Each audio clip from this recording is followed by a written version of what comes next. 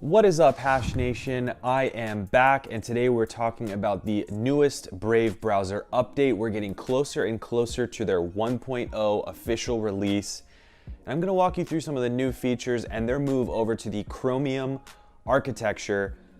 We're going to go through all the details. Before we get started, I apologize for not posting as many videos lately. I am working on 2 huge projects and I'm buried in code.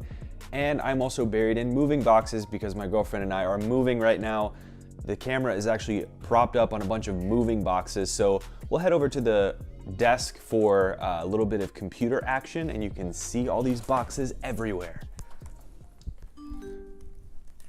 Oh God, there's so many boxes.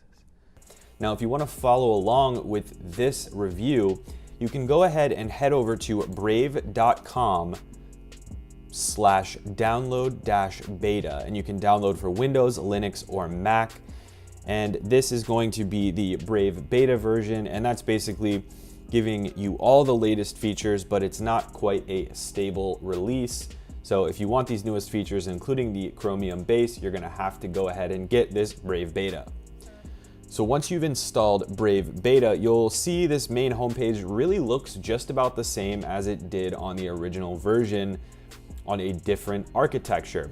But you'll also notice up at the top here, these buttons, all this stuff, the menu system, the extension here. So I have an extension installed just to show you that it exists here.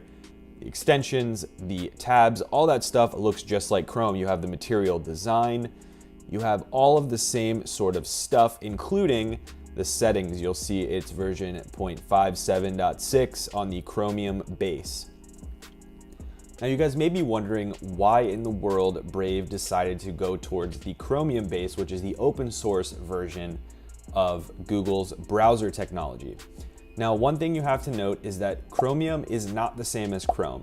Chrome is built on top of Chromium, that's definitely true.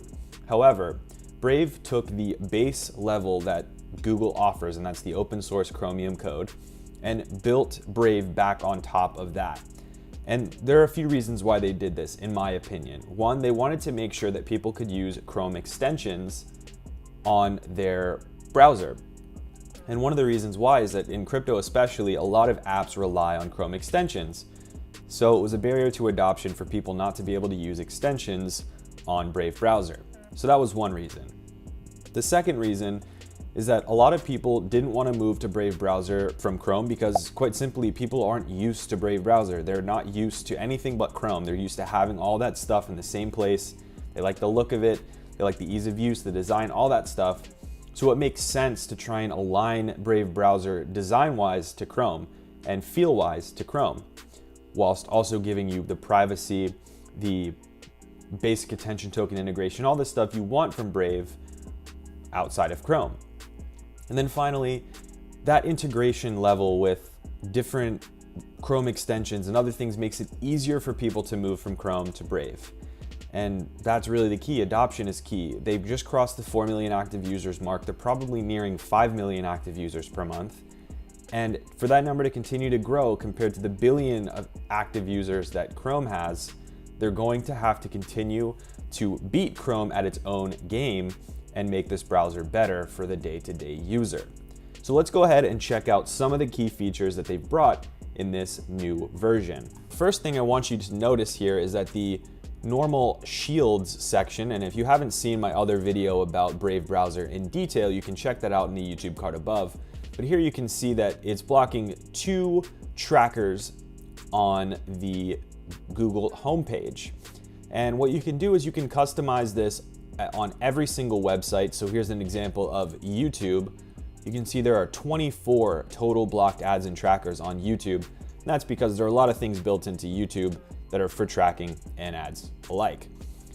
But one of the benefits here is that this is all still built into the browser. It's still a privacy-oriented browser, but it looks like Chrome. So that's one thing you don't have to worry about. They didn't take a step backwards and make this another tracking browser. All the good things in Brave are still retained in this version. They've just built upon it and built it to compete with Chrome more directly. One thing that I really like is that they've improved the performance overall. On their website, they mentioned that there's 22% faster load time on websites using this new update. And I've definitely noticed that there's a speed increase. However, it does depend on how many ads and trackers and other things that there are on the website. So I would take that with a grain of salt, but they have made this more efficient, no doubt about it. Now, the one thing that I'm kind of bummed about is they took away one of my favorite features, which was the hover to view what's underneath each tab. That was in their old version, and I really hope they bring that back because that's something that I didn't like about Chrome. They didn't have that feature, and I hope they bring it back to Brave. Obviously, an important factor here is Chrome extensions. You can see I have the Adobe PDF file extension here. You can now install Google Chrome extensions onto Brave because it's based on the Chromium architecture. This is important because if you have a Ledger Nano S or some of the other devices out there in the crypto space that require Chrome extensions in some form or fashion, or they are slowly but surely moving away from them, you still want to be able to use them on your browser. So now on Brave, you can. One of the other really important features here is Tor browsing. And for those of you who don't know what Tor browsing is, essentially it is a next level version of incognito browsing. In this case, you can hide your IP address and other identifiable information from your internet service provider, your employer, your network administrator, so on and so forth. It's true private browsing for the most part. This feature is in beta. However, it is great to see that this has now been created and implemented in Brave. And you can see shields and rewards are grayed out on this Tor browsing feature because you are not tracked in any way, shape, or form. And now let's briefly talk about Brave rewards. I would like to share with you that you can indeed get a token grant of 25 basic attention tokens, which is equivalent of $8.50 in order to try it out in the beta version. So here you'll see, these are some of the sites that I visited since I downloaded this new Brave. You can see my name here, Hishoshi on YouTube is 2%.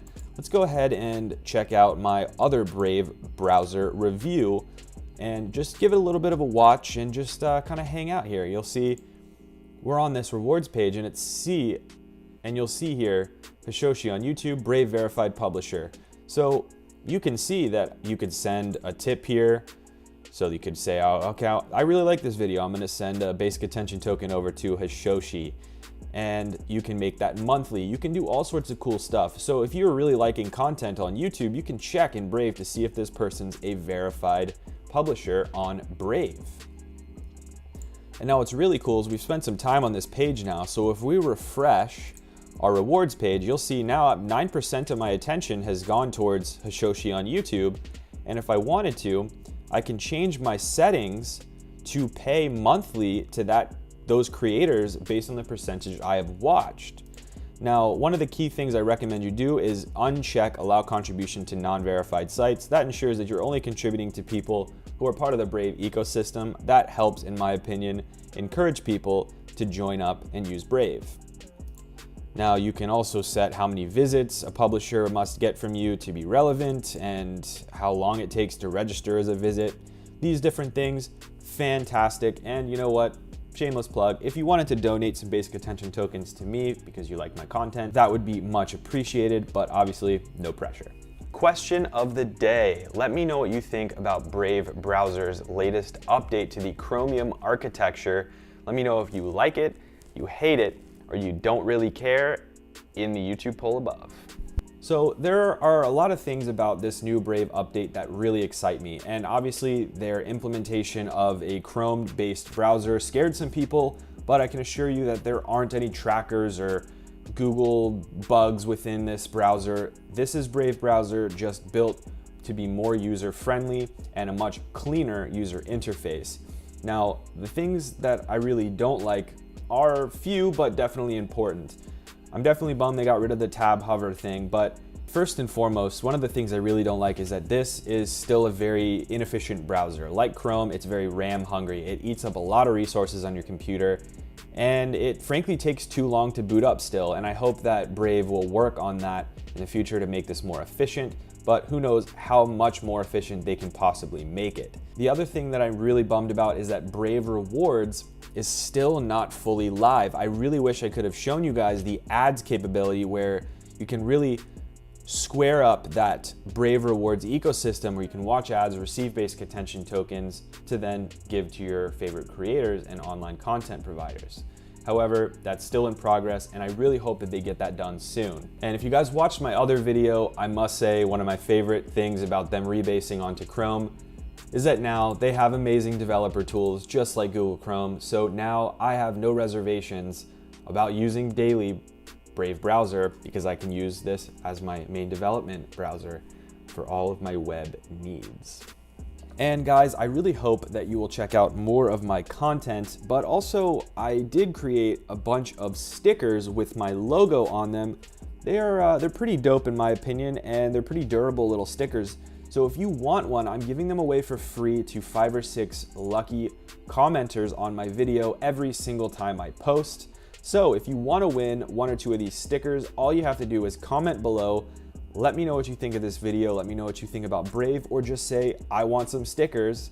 I'm gonna pick 5 to 6 random people every single time I post a video and give you some free stickers. So don't forget to comment below and smash that subscribe button if you would not mind.